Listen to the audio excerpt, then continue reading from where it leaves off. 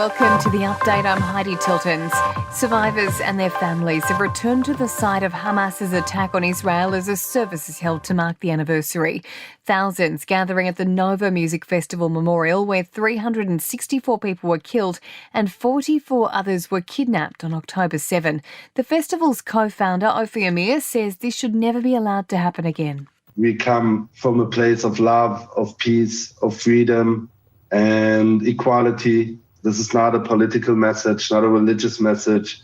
It's pure of people that love music and came to a music festival. The first of two Qantas repatriation flights is now en route to Cyprus to pick up Aussie citizens who have fled Lebanon.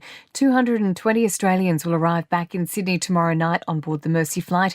Qantas captain Owen Weaver says ground teams have been carefully managing the logistics. And for us, the hard work is about making sure that we can get all the passengers safely to the airport, safely on our flight and safely home. The cost of groceries is the biggest pain point for Aussie consumers grappling with cost of living pressures. New data shows the median spending on groceries in August was $200, up from $150 in January. Motley Fool Australia Chief Investment Officer Scott Phillips says the speed at which prices are rising is unprecedented. We remember that only 3 months ago, 6 months ago, 12 months ago, we paid something for a block of cheese or a loaf of bread or a litre of milk. So those things, I think they're more noticeable now because they're going up so quickly, which again is kind of why inflation is so insidious, right? When it's not happening, you don't worry about it, don't notice it. When it is happening, it's all you think about, talk about. Indonesia is cracking down on tourists who overstay their visas. Under the changes, crimes previously punishable by 6 months to a year behind bars have now been increased to sentences as long as 10 or 20 years. Nearly 1,000 Qantas customers who were caught up in a cyber attack have had their passport numbers accessed. The airlines confirmed 2 workers from an Indian ground handling company have used the airline's IT system to access the sensitive information. Baby boomers are living longer but are in worse health than previous generations. A global study's found those in their 60s tend to have worse health problems than those born during World War II. Obesity, type 2 diabetes, heart disease and cancer are among some of the serious issues. Sport and entertainment are next. In sport, Kangaroos coach Mal Meninga has named his squad for the upcoming Pacific Championships. Newcastle's Kalen Ponga has been overlooked while James Tedesco has surrendered the side's captaincy.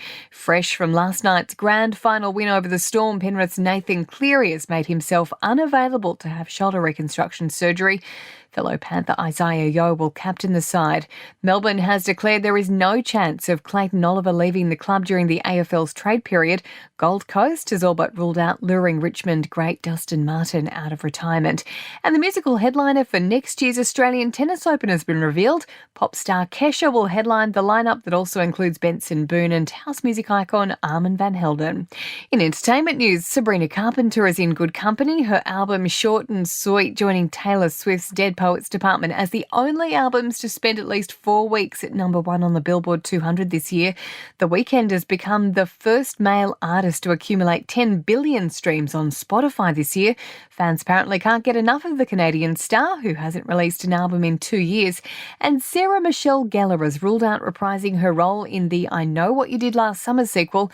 Gellar's character was killed off in the 1997 cult classic, but her real-life husband Freddie Prinze Jr. will be bringing back his role for next year's sequel. And that's the latest from the Nova Podcast News team. We'll have another episode of The Update for you tomorrow.